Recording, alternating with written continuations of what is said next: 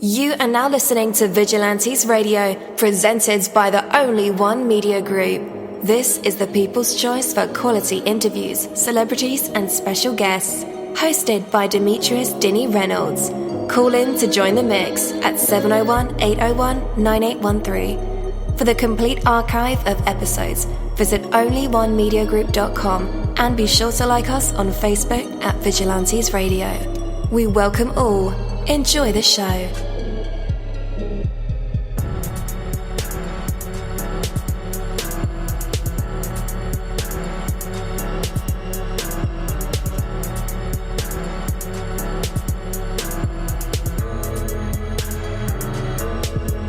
Ladies and gentlemen, please welcome your host, Demetrius Houdini Black Reynolds.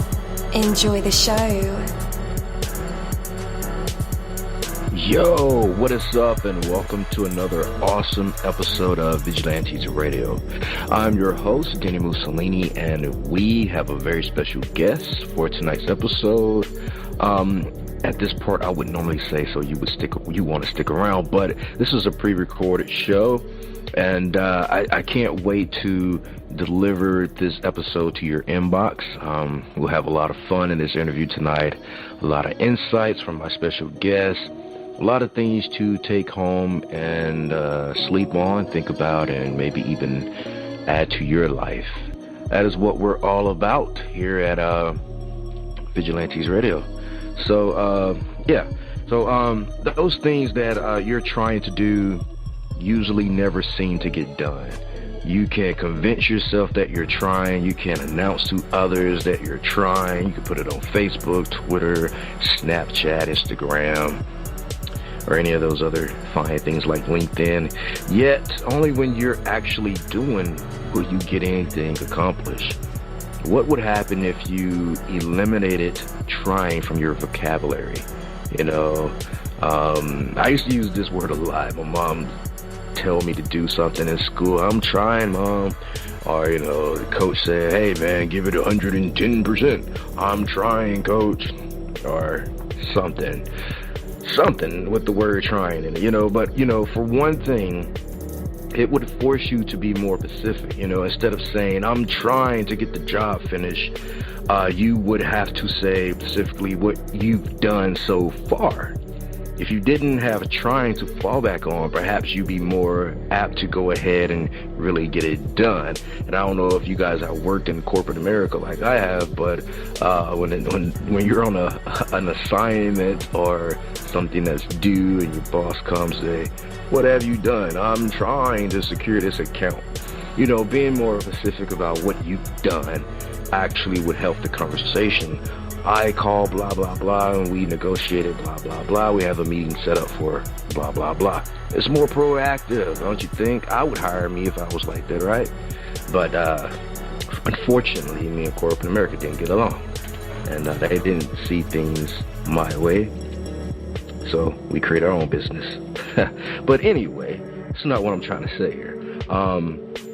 Just, eliminate trying from, your response to a question about what have you done, or, the progression of what you're doing. Just be real and tell yourself what you have done. I mean, if you slacked off, right?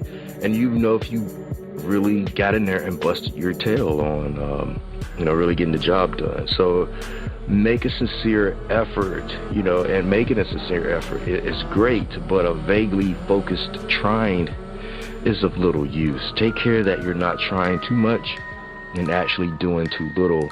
Forget about trying. Get up and get busy doing. I know, right? I sound like a boss. Right. All right. That is my word, and word is bun. I'm dini-mussolini, as I mentioned before.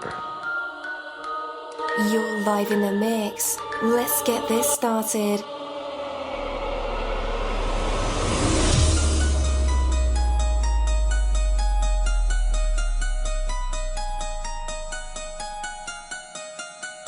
Yo, hello, and welcome to another awesome episode of Inside the Music or Inside the Book. Inside the Business, where we dive into the minds of the people who create marvelous things. It feels so good to be back with you guys once again. So one time for my people who are indigos, crystalline or starseeds, or for my Vigilantes audience family, and 2 times for my people who are vegetarian or vegans. If you're like me, we are averaging over 37,000 live listeners, and we've been at this for 4 solid years. I appreciate all you guys who've been rocking with the kid on this journey, and we are still evolving, baby. It is all because of you, most definitely. We are the people who have dedicated their lives to music, spirituality, business, literature, art, movies, and research in every aspect, and we want to allow you an opportunity to tell your story. Man, we've had celebrities on our show, from Grammy Award-winning artists to nominees to actors, comedians, CEOs, technology geniuses, visual artists, from authors to professors and aliens. Or people think they're aliens. It doesn't matter who you are or where you come from. Come on our show and talk to me. So check it out. To book an interview or just to share a real cool story, email me at vradio@onlyonemediagroup.com. And that's V as in Victor. I'm passionate about what I do, just as passionate about what you do, and together, yes, together, we can get your voice heard by the people who should hear it. So let's create something incredible. You know the number to dial, 701-801-9813. Text that number to your buddy right now and tell them to tune in to connect with us or our guests, or you can hop in the mix directly from our website, onlyonemediagroup.com. Right from the homepage, you can slap that go live button and you'll be right here live in the mix and in the chat room with all of us. Feel free to shoot over some questions to ask our guests while they are here, but only as time permits. Sometimes my guests and I talk entirely too much and we take up the entire hour. And as always, all episodes are available for free download, and you can grab that from either Spreaker.com/onlyonemediagroup, iTunes, YouTube, or any app from the Google Play or iTunes Store, or over at our website. And that goes for every single episode that we ever aired. Imagine being paid for using social media. WebTalk is changing the way we connect and get paid. WebTalk is the social media platform that pays you. With WebTalk, you can promote and manage all your social media sites from one place. It includes features like user search, media galleries, referral tracking, magic newsfeed, Meet video chat, classifieds, and much, much more. WebTalk is booming with over 4 million users. Manage, connect, engage, get paid. No matter why you network, you can do it better with WebTalk. You can connect with your friends, colleagues, and the world. Use WebTalk to consolidate, organize, and syndicate everything. Imagine your perfect networking app. You will find it with WebTalk. It's time to take back control of you. WebTalk is the best free way to communicate and create success. To learn more, visit myfreewebtalk.com. That's myfreewebtalk.com. All right, again, you are listening to Vigilantes Radio, and I am your host, dini-mussolini. So our special guest goes by the name of eric-welch. I'm looking right at the word and just still mispronounce that. But Eric-welch, he goes by the name AWAN. Let me find my glasses. Yeah. So Eric-welch goes by the name of AWAN. He's a fantastic artist, entrepreneur, not artist as in, singing a song, la, la, la, but an artist as in a creator of worlds, using his passion, his imagination to, be a god and create landscape and scenery, and using tools that none of us mere mortals can ever even fathom. That's how awesome he is. So, yeah, he's our guest tonight, and we'll talk about all things Eric. Yeah, I think that's a good starting point. Anyway, our interviews go beyond the music, the books, the films, the movies, the businesses, the technology, the education, the art, and even sometimes the ego. We go into the minds of these incredible human beings and kind of find out what are their aspirations, why they do the things they do, and how they do the things they do. One should ponder very hard.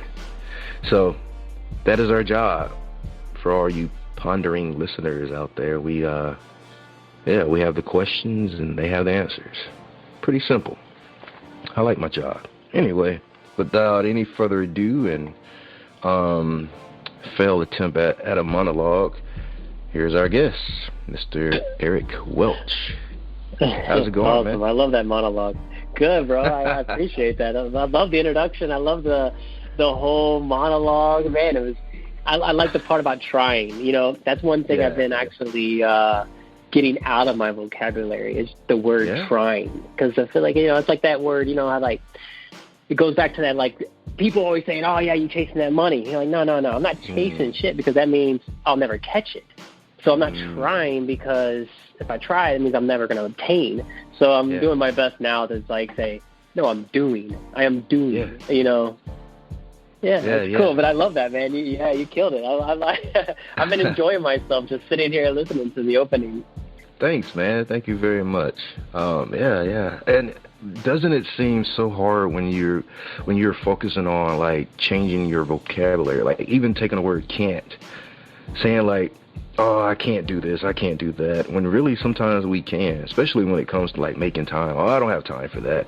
But I was learning the other week, like, we really do have complete control over our time. It's just, I don't know, it goes back to the perspective of how are you spending it? You know, are you playing mobile games, or are you getting the money, you know, doing as you said?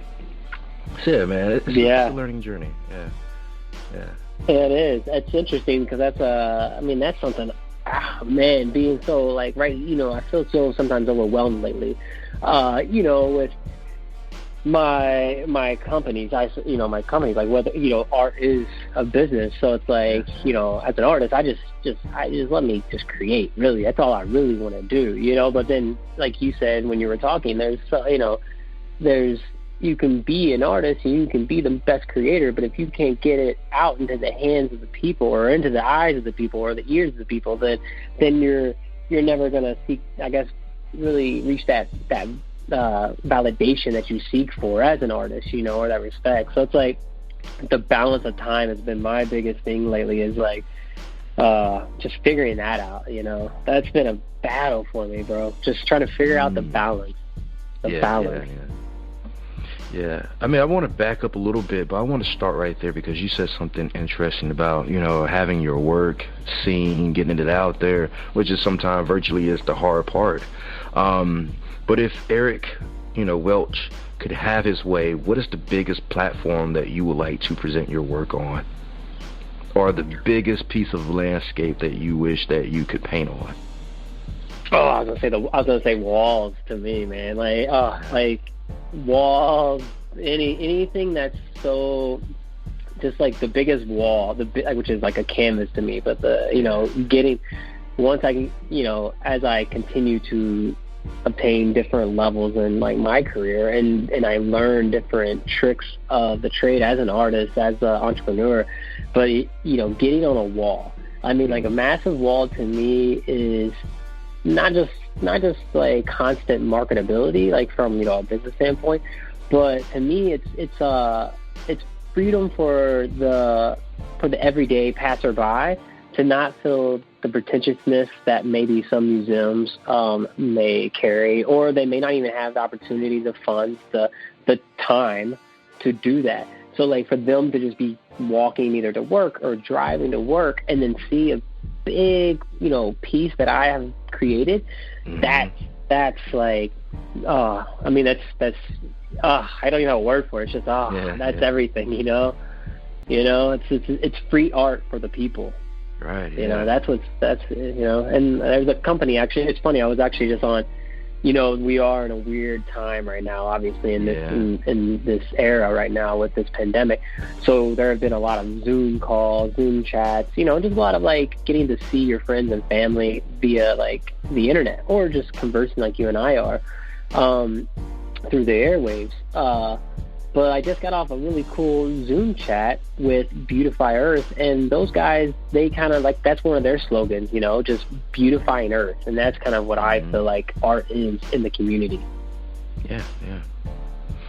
Man, Eric, have you been allowed to paint on anything in your city legally? We won't ask about illegally, but legally.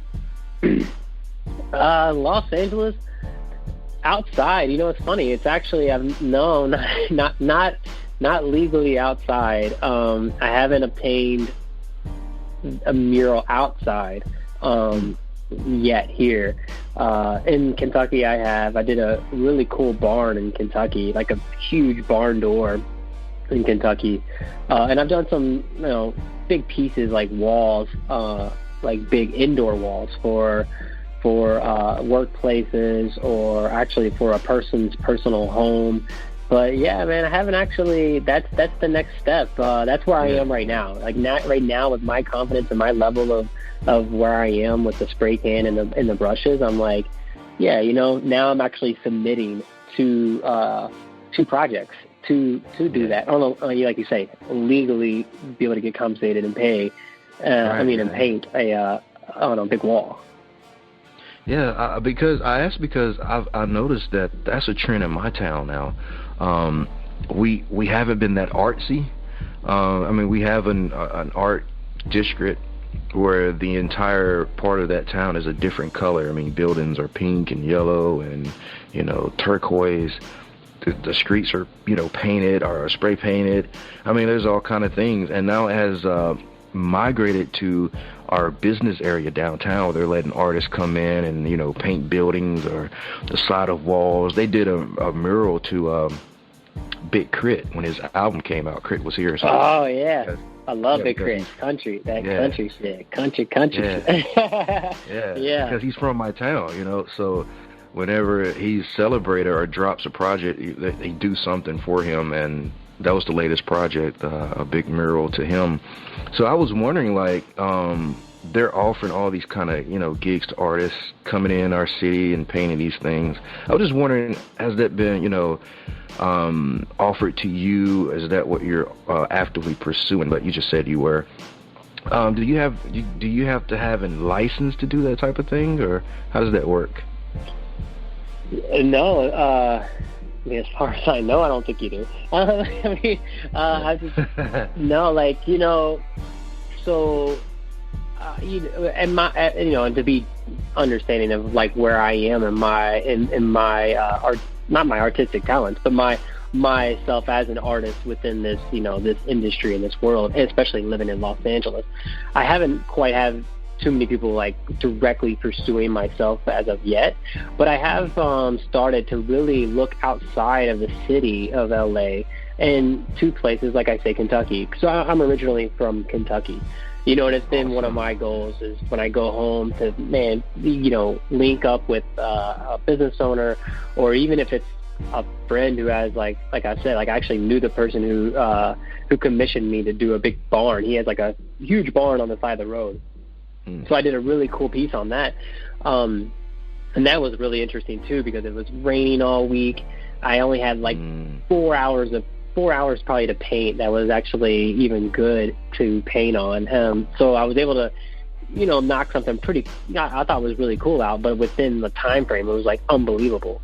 So now, I guess going back to your question, that's, I'm actually seeking more projects outside of the city, and I love to beautify. I love that word, beautify. So I kind of take it from, beautify Earth. But my goal is actually to start really beautifying more of the South, because that's where I'm originally from. I actually I was supposed to. Yeah, for sure. I was supposed to be in Atlanta. Actually now. Doing working and then doing a mural, but it all, of course, with everything happening, is who knows when I'm going to be able to do that. But that's been one of my goals, actually, is really to kind of get outside and go to the areas where there's not so much art that's thought about, or it's finally starting to come to that area. You know what I'm saying? Louisville, where I'm originally from, Louisville, Kentucky, it's got a lot of art, and it's beautiful. But it's just now starting to really take off on hey, yeah, I would love to, pay you to do this cool image on the side of my building to bring attention to my business, but yet to also give way to beautifying this city and bringing it together into a tighter community, Most definitely. All right. Yeah. So, Eric, I'm gonna put on my Oprah wig and so yeah. dive back into your timeline. You know, talk about some things, and especially nowadays with cannabis vaguely being legal, recreational, or medical. You've actually went to jail for that, and now I'm not sure how long ago that was, but now do it seem like does it make you mad per se that you had to do the time where now it's more recreational, it's okay to do it if you're in a certain city? Yeah, I mean, I guess it don't make me, I guess I could say it makes me mad. I would say, like, if I didn't say it made me not bitter in some way, then I'd be kind of lying, Yeah. And I'd rather be truthful and say, it makes me a little bitter because, my time was in Georgia, so I spent my time there a couple years there. And it's just frustrating because, one, you see a lot of, you learn a different part of life, and you learn a lot about yourself, or at least you hope that you start kind of like diving into who you are. And doing some kind of self-reflection while you're inside and whatnot, and which I did. But it does frustrate me a little bit, but it didn't stop me. It didn't deter me. It actually made me, as I take that little quote from Pac. It just made me more hungry in a way. Made me mad, made me more angry. But it made me angry in a way that, like, I don't want to be bitter. I don't want to be physical. I don't want to be like taking, my anger out in a negative way. I want to take that frustration and that anger and that bitterness, but turn it into a positive that I can actually kind of figure out how to give back to the community, whether it's through education and, educating individuals on cannabis and how cannabis has actually really been part of my entire life. It actually contributed to my art, and it still contributes to my art, and it contributes to my business, my part of my companies. Definitely. And even, that situation, it kind of set you on the course that you are now, right? Yeah, absolutely. 100%. Yeah, I mean, so, like, it helped me start a company called Drop of Sunshine. And, that company, it's technically not cannabis, so, like, it's all derived from hemp, because it allows me, and from my perspective, it allows me to kind of take my brand that I'm building, incorporate my art, which incorporate other artists as well. Like, every package is lined with artwork. You get a 5x7 print of that artist, and that art that lines the packaging changes every time we have to re-up and get new boxes with a new artist, new 5x7. So it's like, it's really giving an outlet to other artists, myself as an artist, and then it's also, since I'm creating things from hemp and it's below the legal limit of THC, I can actually now push it to more areas like the South, where I'm from, where cannabis is not legal at all. Right. So I can start educating individuals on the benefits, but it's also, in turn, I get to still do me, which is paint and be a part of and speak about cannabis, which has really been my whole life, Yes, sir. So, Drop of Sunshine, it uses hemp products? Yes, sir. Yeah, all hemp-derived products. Wow. Yeah. What we do, man, is so cool, because it's like, with my knowledge of cannabis, and, I always joke when I meet people and talk to people, I'm like, I'm what made you, like all these corporate people. I'm like, I'm what made you guys cool. I'm what pioneered this way, because when I was away, Forbes had a magazine that came out, and I always, people that know me know I talk about this story, but like, when I got a magazine from Forbes magazine, I'm inside, and it said, "Jump on the green rush. Wall Street's all in on the cannabis industry."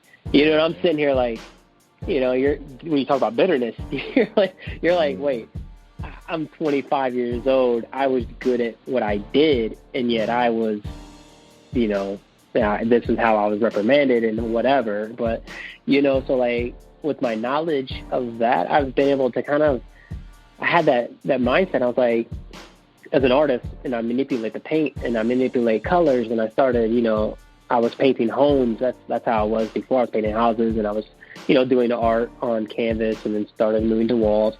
But I was like, you know what? I can manipulate this cannabis plant, which hemp is Cannabis sativa L. I mean, that's the technical name.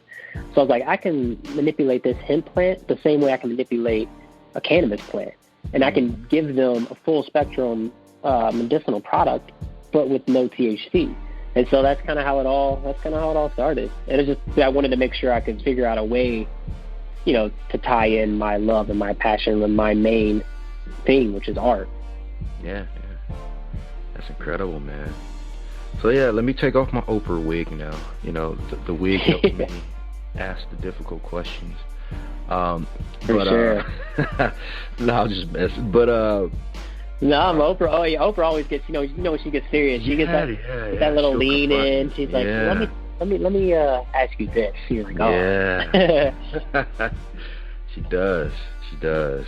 So you mentioned, you mentioned Tupac, and then when I mentioned Big Crit, you say you love Big Crit. How much music is influencing your work? Oh, everything, I guess, probably. It's almost, music is life, really. I don't feel like we as humans could survive without music and art in general, but music for me, like, there's certain pieces that I'll be painting that music kind of starts influencing that painting. And if once I start finding my flow in that piece, I'll make sure I listen to that same style. And it could be, it could be Big Crit, it could be, I don't want to give my age, but when I grew up, it was Outkast, heavy. That's my legendary, I'm bowing down and going that's my fangirl kind of stuff, or what they call it, that's, them big timers, the South. I grew up in the South, so I understand that world, and that's my language. But sometimes you could hear me listening to some like Lana Del Rey or Sturgill Simpson, completely opposite. Because if it starts flowing and I feel my soul moving, then I'm gonna stick with it and keep painting, because it's doing something to this piece that I'm creating. Yeah. That's dope, man. That is dope. So it's time to put back on the Oprah wig again. Let's talk about young Eric. How was life for you growing up in Kentucky? Man, it was great. I'm lucky that I had a good, loving family. I grew up a little bit from Kentucky and Jacksonville, Florida. So when I say I'm from the South, I know both parts of the South, like the Midwest and the South. That's why 12-year-old Eric is sitting there listening to Goody Mob, Black Ice, and he's listening to Slick Rick, and he's listening to Outkast. 12-year-old Eric is grew up on Outkast and that Dungeon Family world. So that's the cool thing, is I had a really good family. They're young, people in the South. When I bring people that are not from the South to the South, they are sometimes are taken back by how many how young my mom was when she had us, and then it's she had to work 2 jobs just to maintain just taking care of us, and it's that's the South. We have babies young. But we figure out how to do it, and it's about the community, and it's about the family. That's the most beautiful thing about it, and that's why I do always rep the South and where I'm from. Right. All right, cool deal. So young Eric is mobbing to Goody Mob and Outkast. Mobbing, bro. You can get me. We talked about music, man. Oh man, just especially that southern hip hop. Oh man, that's my world. That's everything. That's dope, man. All right, I want to ask you about your I want to say pen name, but your artist name, AWAN. What is that? Yeah, AWAN. So that's interesting. So I'm not a graffiti artist, so I can't say that I was in the streets really graffitiing all the time, because again, where I kind of came from when I was younger, I didn't really see that. I didn't have that that exposure to what that was until I got a little older. And then, and then nowadays it's like, I can't take that risk really. Sometimes, like I got too many things on paper that I'm like, and I'm getting older, so I'm like, I can't take that kind of risk to, go out and just try to tag things. That's just, I can't say that. But I have to pay like homage to the legends who did, like Risky, and all these cats, Lee Kiones, all those cats that actually did go out there, and they really actually paved the way for what even street art is, in my opinion, today. Those two cats right there. I mean, there's plenty more. Pink Lady, there's so many. Muckrock, but for me, what it was like I was so admiring. I just admired so much of the art and the graffiti and that rawness that came with doing stuff on walls. Mm-hmm. It was like an aggressive outlet, and I was like, man, this is beautiful because speaks a lot to me.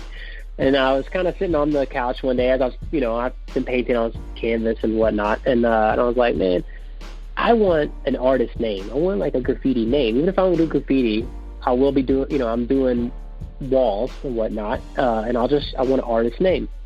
So of course cannabis was involved with this. I was smoking a little bit. I was a little high, and I just started Googling names, but names that had meaning. And I found the name AWAN, AWAN, and I was like, short, pretty impactful. What does this mean? And it was a general Native American name that said, I couldn't find like a true background upon where it came from. But what I did find is said, it means somebody. So like, which is like my tagline is, we are all somebody. So, because, for me, when I came out to LA, I was acting as well. Like I did theater. I kind of wrote a play based off of like my story a little bit. And then, I came out here and I was like, I met this publicist. I genuinely asked this lady what a publicist does. And I meant to be genuine. I don't know if I came off as an asshole. I don't know. But I genuinely asked her. Sorry if I shouldn't be cussing. All right, sorry. You can curse. It's the internet. Okay. Genuinely, I asked the lady what a publicist does. And she told me if I didn't know what a publicist did, then I must be nobody. Mm. And that just like, it just was like, what? So when I found that and that name meant somebody, I was like, that's it. We're all somebody. Each and every one of us are artists. We create something so unique and so beautiful each and every day. And that's kind of how I tied a little bit of my art and my life into my brand, Drop of Sunshine. I was like, that's the mission. We are all artists. Okay. It's like we're all somebody. So sorry, I just rambled a little bit, but that's how I that's how I came about. AWAN. That is great. Yeah. Native American, huh? That is great. So, Eric, the pieces that you sent me, a few of them have like eyeballs featured. What is that about? Yeah, man. I don't know. It's weird. It's funny because if somebody probably would have, like, let's say last year, been like, oh yeah, you do a lot of eyes, I would have said nah. But then I just happened to move my studio from downtown LA, where I've been on Skid Row, to where I've kind of been able to consolidate my place on the west side where I live now. And as I'm moving on my paintings, I'm looking at paintings and sketches from like some sketches when I was inside almost 10 years ago, and I realized I was like, damn, I really do always incorporate an eyeball somehow. So I had to think about it a little bit, because everything for me has kind of a meaning, or at least I want a story to tell of why I'm creating this, for myself. And so the eyeball to me it's the third eye.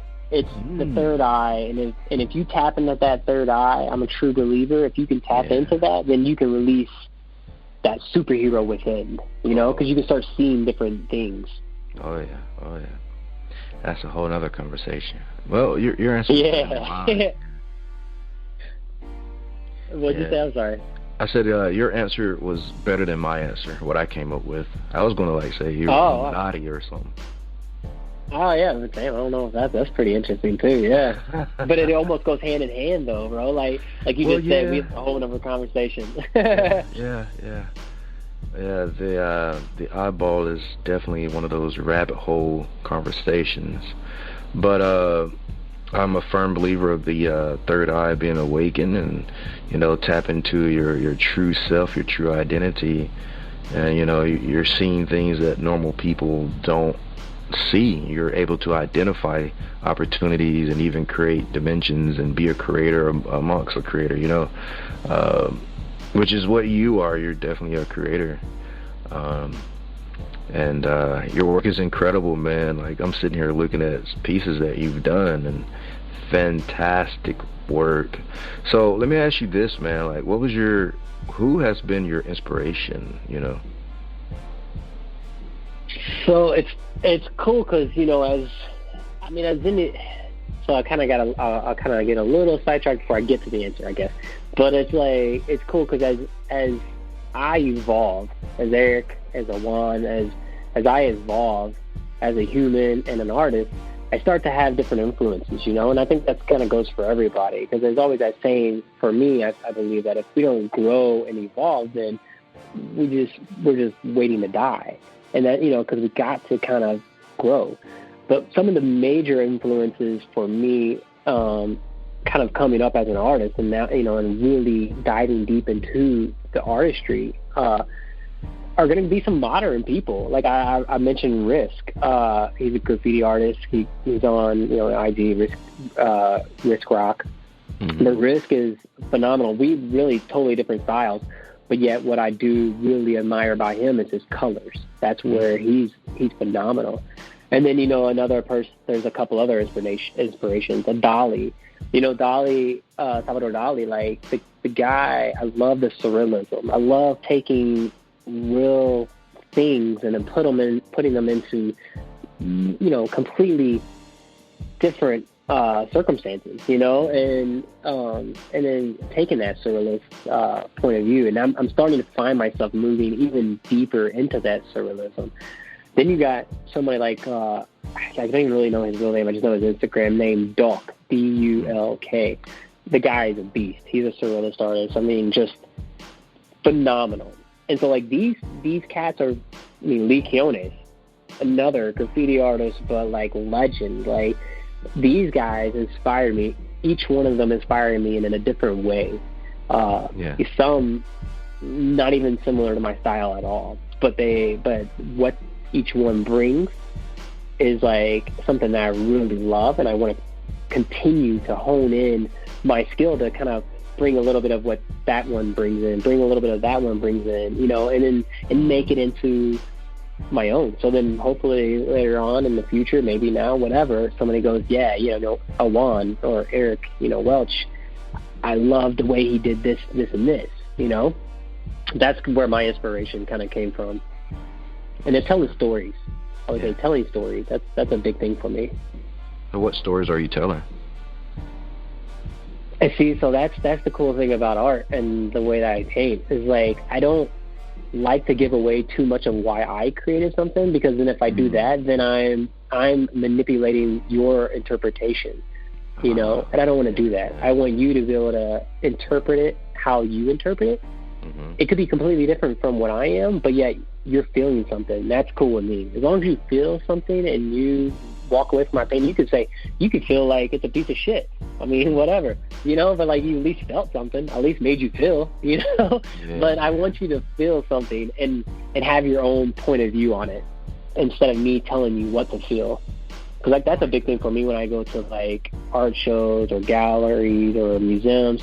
I usually put my headphones on and then throw on some classical music so that way there's no lyrics or anything, and I just walk around first just so I can feel what the pieces mean to me before I have somebody else telling me what they're supposed to mean, because art is so subjective. Yeah. Man. But I like that you give us a freedom to, feel what we want to feel when we look at your work. That's awesome, man. That's another quality of a god, Oh, yeah.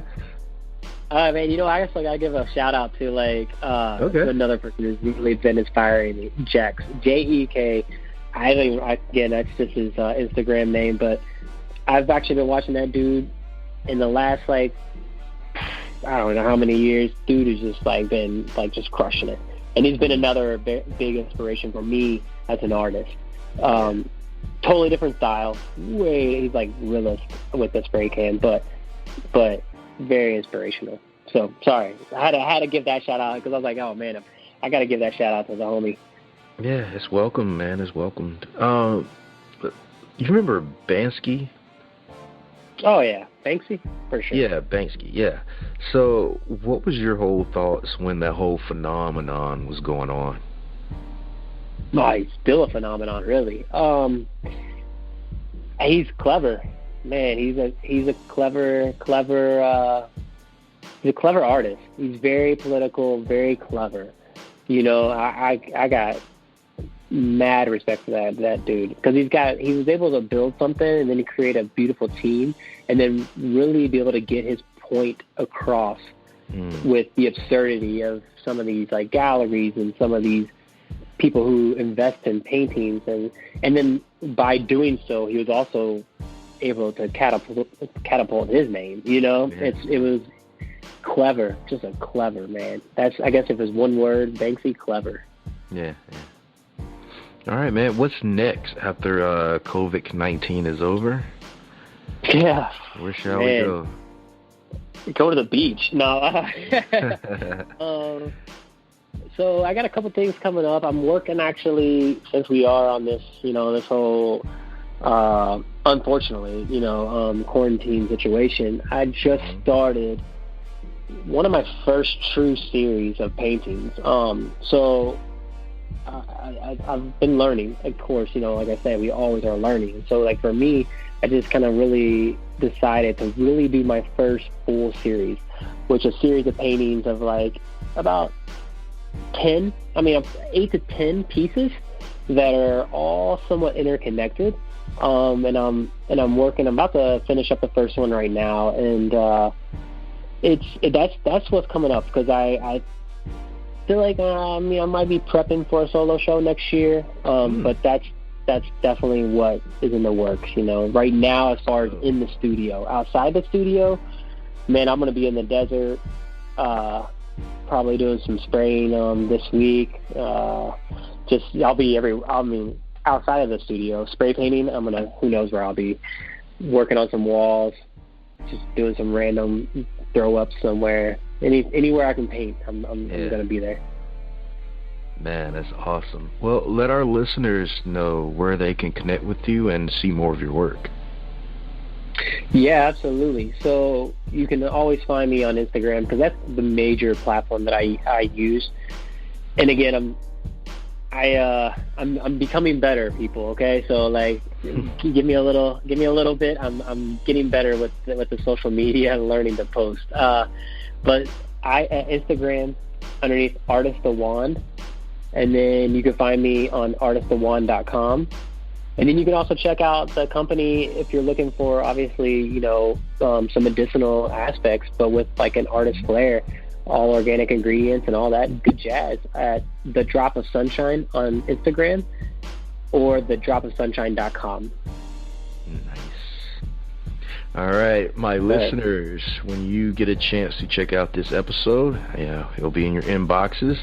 I will have those links in the description or in the show notes, and all you have to do is click the hyperlinks and they'll take you right to Mr. AWAN. Definitely. Sweet. That's cool. Yeah. This is fun.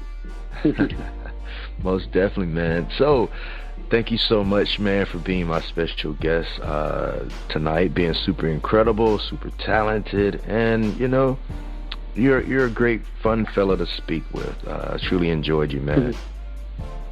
Thank you, sir. Likewise, bro. This is fun. Yeah, no, I appreciate you having me on. I mean, anytime, once catch back up in the future, we'll see. Maybe get you out here. You come out to see the solo show. Yeah, man, I'm always down for that. I go to a lot of shows like that. Like I said, we have a whole art district here, and I try to be in tune and involved in a few shows and projects here.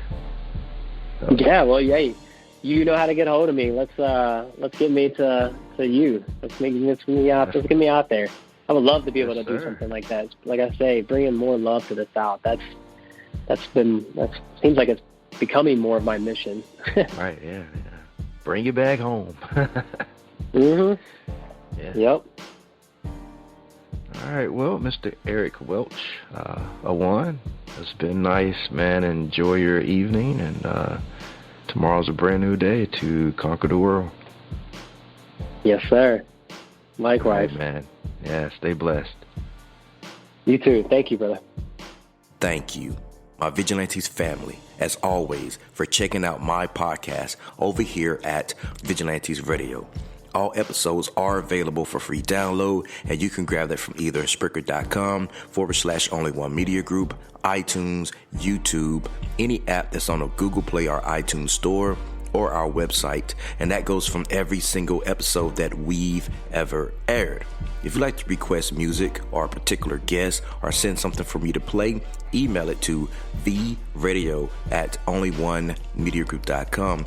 If it's music, please label it by artist and title. Here's my disclaimer. We are genre free, we do not judge, and we absolutely do not base our opinions on hearsay but facts alone. And actually, you can scratch all of that because all of my opinions are always right. That's the bottom line. This is my show, so deal with it. Nah, just kidding. On behalf of myself, Dini-Mussolini, I appreciate all you guys for tuning in, either afterwards or live with us. Spread the word, because sharing is caring. We stepped up our game just for you guys and our guests to make sure that you have the best experience here on our show. Be sure to connect with us on Facebook, Twitter, Instagram, Tumblr, as well as Spreaker. We always follow back. That is the #1 rule. Okay, well, just remember to be yourself and be absolutely great at just doing that. Avoid being too comfortable, because you're messing with your potential when you do that. Peace, and have a good night.